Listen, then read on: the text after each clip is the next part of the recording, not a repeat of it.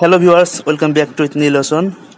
Today I will discuss the summary of the poem Funeral Rites written by Seamus হেনি।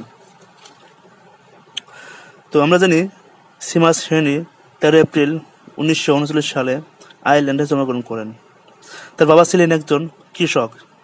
তিনি তার বাবার ফার্মের অনেক সময় ব্যয় করেছেন এবং তার এই কবিতার যে ম্যাটেরিয়াল সেই উপাদান ছিল তার বাবার ফার্ম। তিনি 1995 সালে নোবেল পুরস্কার পান।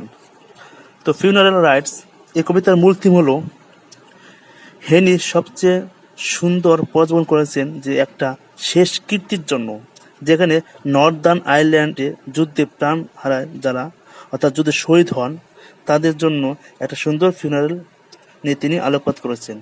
তিনি সাইকেল অফ মার্ডার অর্থাৎ প্রোটেস্ট্যান্ট অ্যান্ড ক্যাথলিক এর মধ্যে যে যুদ্ধ থামানোর জন্য তিনি চেষ্টা করেছেন বা তিনি তা ব্যক্ত করেন। অর্থাৎ তিনি একটি সুন্দর বেরিয়েল এবং যুদ্ধ বন্ধের আহ্বান জানান।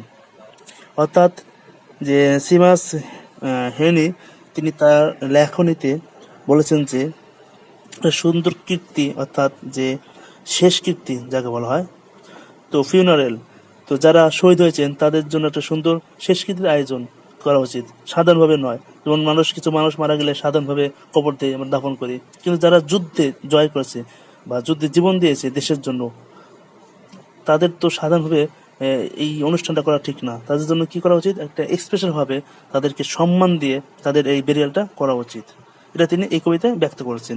এবং তিনি বলেছেন কি যে কি করে যে মানুষ যে মারা যাচ্ছে বা সাইকেল অফ মার্ডার এটা বলতে চান, অর্থাৎ এটা যে না হয়, অর্থাৎ প্রোটেস্ট অ্যান্ড ক্যাথলিক যে আছে এই দুইয়ের মধ্যে যে একদম দ্বন্দ্ব থামানো তিনি প্রয়াস করেছেন।